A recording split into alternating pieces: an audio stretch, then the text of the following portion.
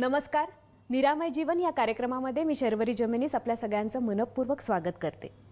स्वयंपूर्ण उपचार पद्धती ही अशी उपचार पद्धती आहे ज्याच्यामध्ये विना औषध किंवा विना स्पर्श हा पूर्णपणे आजार बरा केला जातो. आणि या उपचार पद्धतीचे प्रणेते डॉक्टर योगेश चांदोरकर आणि डॉक्टर अमृता चांदोरकर आज आपल्यासोबत आहेत. नमस्कार डॉक्टर, तुमचं ह्या कार्यक्रमामध्ये स्वागत. मंडळी, मागच्या भागामध्ये आपण पाहिलं की हे उपचार नक्की कसे दिले जातात. म्हणजे पेशंटला समोर बसवून 1 to 1 असे उपचार दिले जातात, फोनवरनं दिले जातात. आणि जेव्हा पेशंट अत्यंत सिरियस असतो किंवा ICUमध्ये असतो तेव्हा त्याच्या रक्ताची जी नात्यातली मंडळी असतात त्यांच्यामार्फत त्याच्यापर्यंत हे उपचार पोचवले जातात. डॉक्टर, मला असं विचारायचं आहे की आपण मागच्या भागामध्ये ओझरता उल्लेख केला की निरामय वेलनेस सेंटरची स्थापना केली आणि 8 वर्ष झाली किंवा काय. सुरुवातीला तुम्ही एकटेच होतात, मग मॅडम तुमच्याबरोबर ह्याच्यामध्ये सहभागी झाल्या प्रकल्पामध्ये. आता तुम्ही अनेक डॉक्टर्स तुमच्या हाताखाली तयार झालेले असतील आणि मोठी तुमची टीम आहे. तर मला ह्या प्रवासाविषयी जाणून घ्यायला आवडेल, कारण लोकांना असं दिसतं की वेलनेस सेंटर वगैरे आता मोठी वास्तू आणि भव्य दिव्यता दिसते, पण त्याच्या मागचा इतिहास किंवा काय कष्टातनं सुरू झालं ह्याचा अंदाज नसतो. तर हा मला इतिहास जाणून घ्यायला आवडेल. जसं आपण मागच्या वेळेला बोललो होतो तसं 2000 सालापासून ॲक्च्युली हे सुरू झालं. मग मराठी आजींचा अनुभव होता तो ॲक्च्युली माइलस्टोन अनुभव होता. मराठी आजींनी त्यावेळेला जे कोणी पेशंट आता ज्यावेळेला मी ट्रीट करत होतो त्या लोकांनी हट्ट धरला की तुम्ही एके ठिकाणी कुठेतरी बसा. अदरवाईज होत असं होतं की मी त्या पेशंटकडे जायचो, त्याच्या ओळखीची लोकं तिथे यायची त्यांच्या घरी, आणि मग 8 लोक 10 लोक किती नाही म्हणलं तरी प्रायव्हसी डिस्टर्ब होते. बरोबर. त्या पेशंटलाही त्याचा त्रास, म्हणजे त्या पेशंटला किंवा त्याच्या घरच्यांना त्याचा त्रास व्हायला लागला. आणि बोलून बोलून बोलवणार किती, 10 लोक 12 लोक. आमच्याकडे आता मला 20-25 माणसांना बोलवायचे, तर मी नाही ना बोलवू शकत. बरोबर. आणि ते तुम्हाला भेटू नाही शकत. त्यांना तुम्हाला भेटायचं असतं पण ते तुम्हाला भेटू नाही शकत. मग पर्याय काय, तर तुम्ही एके ठिकाणी बसा.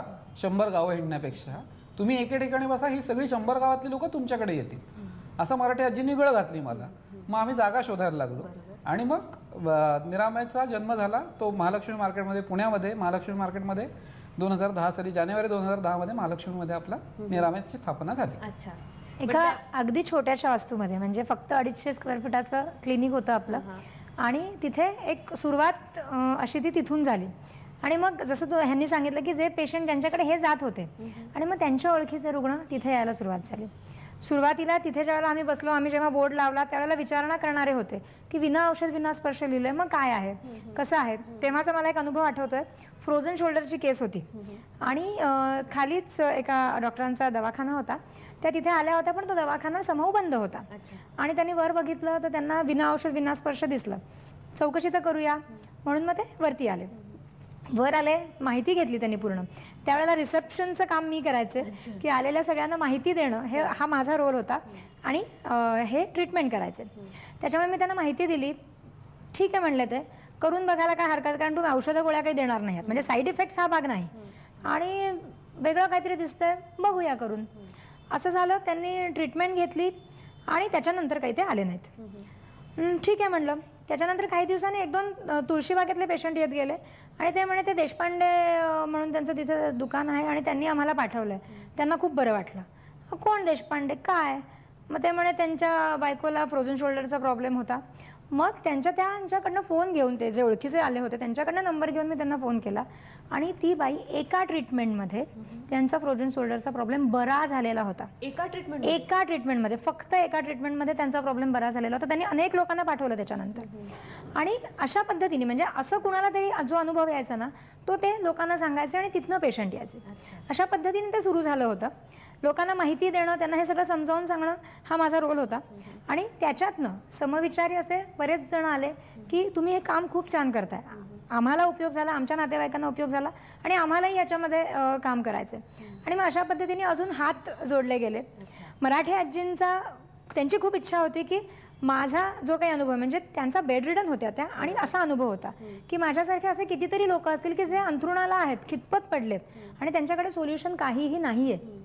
अशांसाठी तुम्ही मेजरली काम करा, आग्रह होता यांना त्यांचा. आणि त्याच्यासाठी मला माझा अनुभव वर्तमानपत्रातून यायला हवा, तो अनेक लोकांनी वाचायला हवा आणि त्यांच्यापर्यंत ही उपचार पद्धती पोचायला हवी. आणि त्यांच्या अगदी इच्छेप्रमाणे त्यावेळेला सकाळचं मुक्तपीठ म्हणून एक वेगळी पुरवणी यायची, त्यात त्यांचा हा अनुभव छापून आला होता. हा अनुभव जेव्हा छापून आला त्यावेळेला हे नक्की काय आहे आणि हे असं काहीतरी घडतंय पुण्यामध्ये हे सगळ्यांपर्यंत पोहोचलं. आणि खोटं वाटेल तुम्हाला, अक्षरशः कॅथेटर वगैरे लावलेले लोक हातामध्ये ह्या घेऊन अशा पद्धतीचे पेशंट तिथे आलेले आहेत. काही लोक फोनवरनं विचारायचे मग आम्ही ॲम्ब्युलन्स घेऊन येऊ का? मग आम्ही म्हणायचो नको, जर तुम्ही बेडरिडन आहात तर ॲम्ब्युलन्स घेऊन येण्याची गरज नाही आहे. तुम्ही जिथे आहात तिथेच राहा, फक्त तुमचा फोटो पाठवा. तुम्ही फोटो तुमचा पाठवून द्या, त्याच्यावरनं आपल्याला परीक्षण करता येतं आणि आपण उपचार सुरू करू शकतो. येण्याची गरज नाही. कुणीही नातेवाईक आलं फोटो घेऊन तुमचा तरीही आपण उपचार सुरू करू शकतो. आणि मग अशा पद्धतीने ते सगळं सुरू झालं. सकाळी 10ला आम्ही OPD सुरू करायचो आणि रात्री 10 साडेदहा वाजायचे. तोपर्यंत फक्त पाण्यावर असायचो आणि एकदा सगळं संपलं की अक्षरशः खाली बसायचो आम्ही, पाय पसरून भिंतीला टेकून, की येस आता आपण जरा रिलॅक्स होऊया. अच्छा, पण हे सगळं पुण्यामध्येच? अच्छा. आणि पुण्याच्या बाहेर मग कधी आपण सुरू केलं उपचार? पुण्याच्या बाहेर सुरू केलं तो पण पेशंटनीच गळ घातली होती. दादरला आपलं क्लिनिक आधी एका अशाच छोट्याशा जागेत सुरू झालं होतं. ते पण मुंबईवरनं पेशंट यायचे. अच्छा. कसं होतं, इथे कोणीतरी बरं झालं, त्यांचे नातेवाईक मुंबईत आहेत, मग ते सांगायचे. तिकडनं पेशंट इथपर्यंत यायचे आणि मग पुढची ट्रीटमेंट फोनवरनं असल्यामुळे ते सोपं होतं. महिन्यातनं एकदा त्यांना फॉलोअपला फक्त यावं लागायचं. मग ते म्हणले की अहो आम्हाला बघणारे सगळे विचारतात, पण आमच्या इथे कुणीतरी पुण्यात आहे, त्यांचं कुणी नाही आहे आणि त्यांना माहीत नाही, त्यांना भीती वाटते येण्याची वगैरे, तर तुम्ही नाही का मुंबईत येऊ शकत?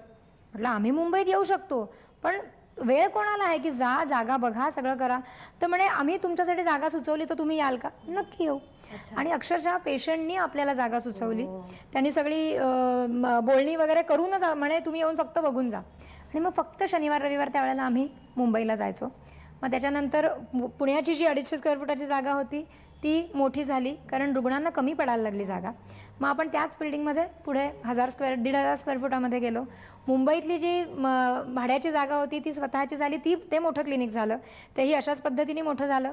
एक डॉक्टर पुरेनासा झाला आणि त्याचबरोबर हे जे मी म्हटलं समविचारी लोक जोडले गेले, ते बरोबर राहिले, हाताखाली तयार झाले आणि त्याच्यामुळे डॉक्टर्सची टीम एक तयार झाली. त्याच्यामुळे एका वेळेला 3-3, 4-4, 5-5 केबिन्स आपण चालवू शकण्याची क्षमता आपल्यामध्ये आली. आणि मग जास्तीत जास्त पेशंटपर्यंत जर पोहोचा असेल तर एकटा माणूस नाही पोहोचू शकत. कुठपर्यंत करू शकतो? शेवटी फिजिकल लिमिटेशन्स आहेत ना. आणि मग ही टीम तयार झाल्यामुळे आता आपण एकाचे 4 सेंटर्स आपले झालेले आहेत. पुणे, मुंबईला दादर, चिंचवड आणि कोल्हापूर. आणि टोटल किती डॉक्टर्स?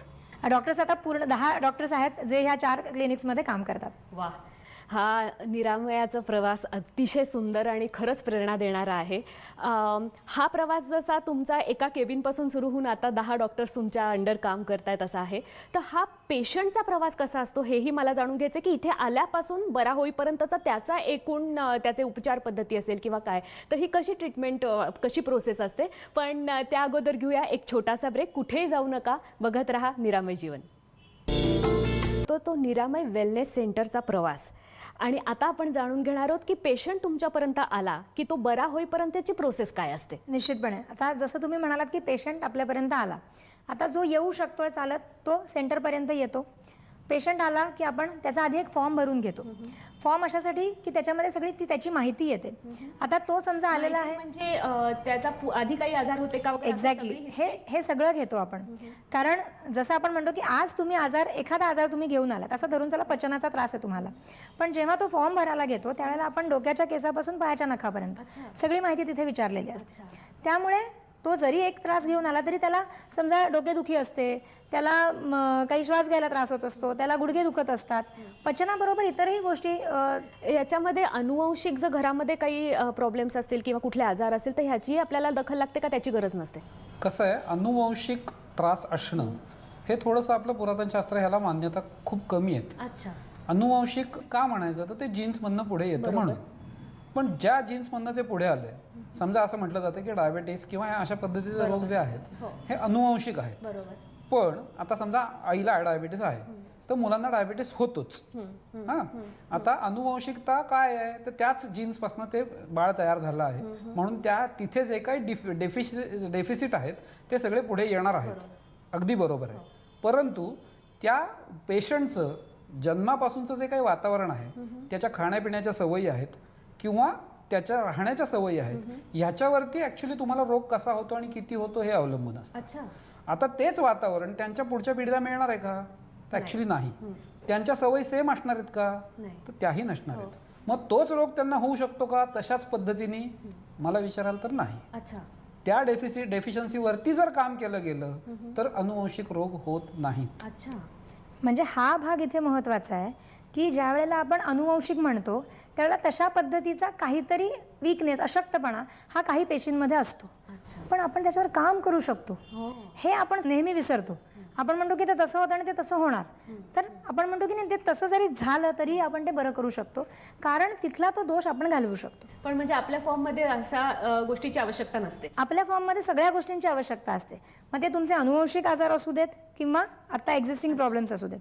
फक्त जे नाही आहे, फक्त ते होऊ शकतं तर ते तुम्ही लिहू नका. आत्ता तुम्हाला जे जे काही प्रॉब्लेम्स आहेत ते लिहा. तुम्ही मनाने त्याला ऊर्जा देऊ नका.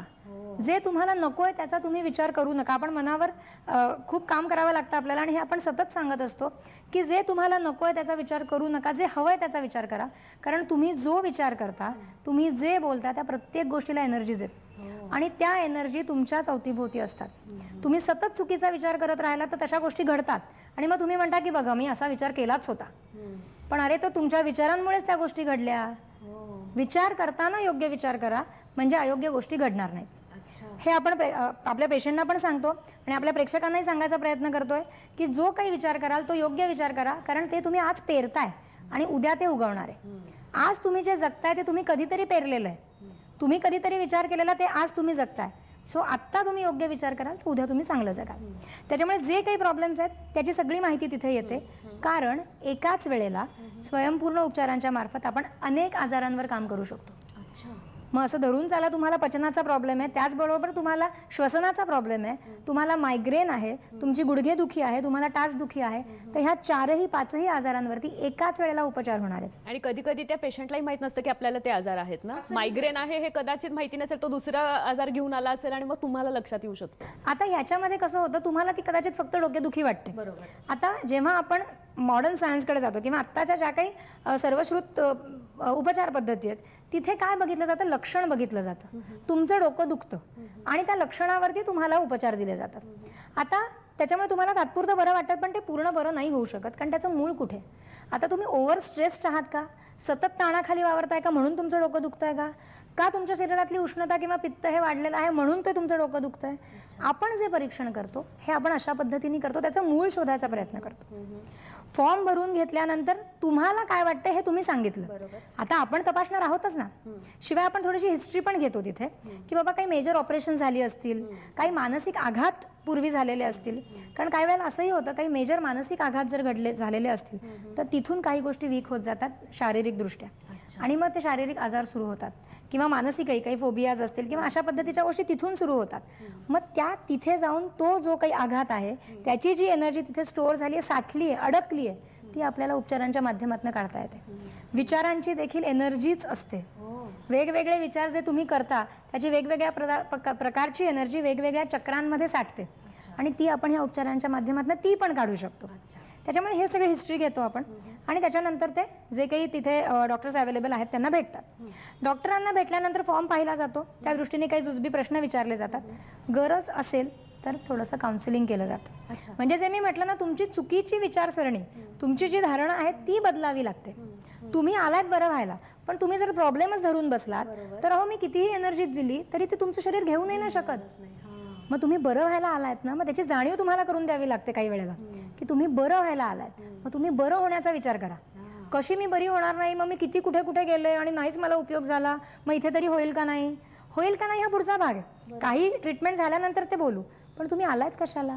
तर अशा पद्धतीचं थोडंसं काउन्सिलिंग आपण याच्यामध्ये करतो आणि मग परीक्षण आणि मग उपचार सुरू होतात. अच्छा.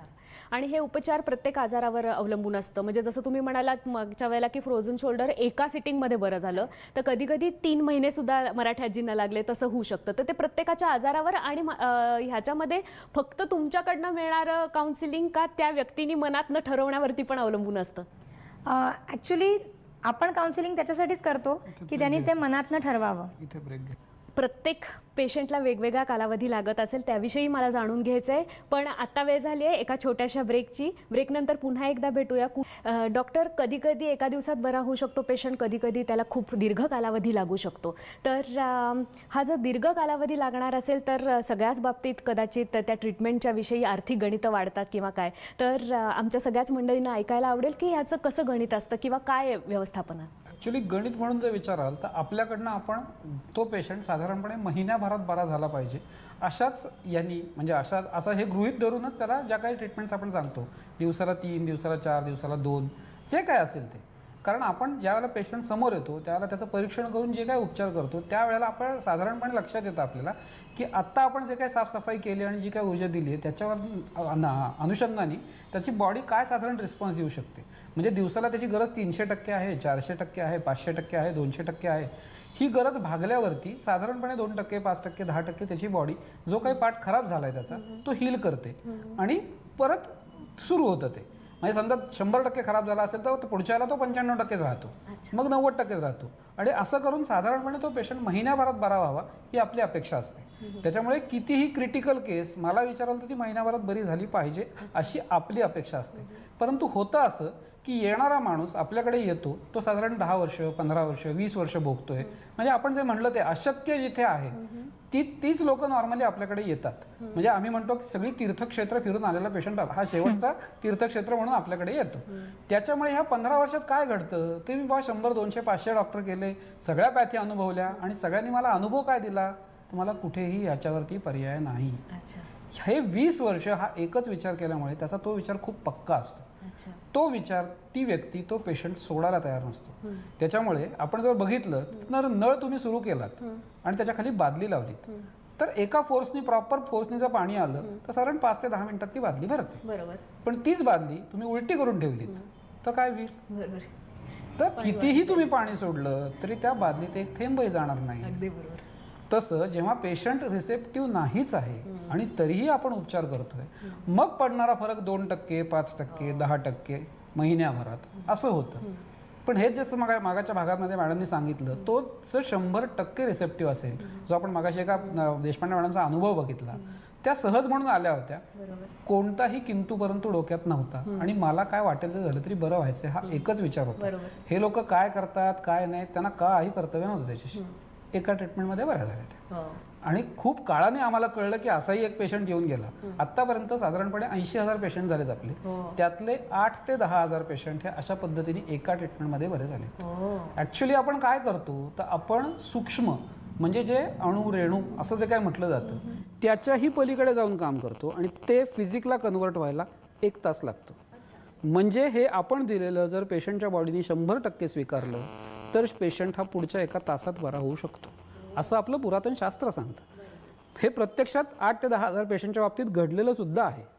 नाही, पण तुम्ही मगाशी म्हणालात क्रिटिकल आजार, तर मला त्या बाबतीत पण ऐकायला आवडेल की असे साधारण कुठले कुठले क्रिटिकल आजाराचे पेशंट्स तुमच्याकडे आतापर्यंत आलेले आहेत? माझ्याकडे येणारा प्रत्येक पेशंट हा मॅडम क्रिटिकलच असतो. 15 वर्ष भोगल्यावर तो क्रिटिकलमध्येच जातो ना. अगदी बरोबर आहे. कोणताही मग संधिवात घ्या, कोणताही आजार घ्या, TB घ्या, कॅन्सर घ्या, कुठलाही आजार घ्या, साधी गुडघेदुखी घ्या, पण तो जो माणूस 15 वर्ष गुडघेदुखी भोगतोय त्याच्यासाठी ते क्रिटिकलच आहे ना मॅडम. कॅन्सर पण बरा होऊ शकतो? आता जे आपण म्हणतोय ना की कॅन्सर आता खूप भीषण आहे आणि ज्या वेळेला असं नाव कळतं त्यावेळेला पेशंट तो आधी आतून कोलमडला जातो. आपल्याकडे कॅन्सरसारखे आजारही बरे होतात. म्हणजे डोक्यापासून जर सुरुवात केली तर मेंदूपासून सुरुवात केली तर मेंदूशी रिलेटेड कितीतरी जटिल आजार आहेत. मग ज्याच्यामध्ये पार्किन्सनसारख्या गोष्टी येतात, मस्क्युलर डिस्ट्रॉफीसारख्या गोष्टी येतात, मोटर न्यूरॉन डिसीज येतो आणि अजूनही बरीच नावं आहेत. त्याचबरोबर पुढे जसं तुम्ही याल तेव्हा अंधत्व येत जातं. अंध व्यक्तीला पण आपल्याकडे ट्रीटमेंट घेऊन दृष्टी आलेली आहे. कानाचे प्रॉब्लेम्स आहेत, रेस्पिरेटरी सिस्टीमचे प्रॉब्लेम्स आहेत, घशाचे प्रॉब्लेम्स आहेत, जे अशक्यकडे गेलेले आहेत. हे मी सगळं अशक्यसाठी सांगते. फ्रोझन शोल्डरसारख्या गोष्टी किंवा काही ॲक्सिडेंटमध्ये काही चुकीच्या गोष्टी घडल्यात आणि त्याच्यानंतर त्यांना तो जॉईंट हलवता येत नाही आहे किंवा लॉक झाला आहे, अशा केसेस आपण केलेल्या आहेत.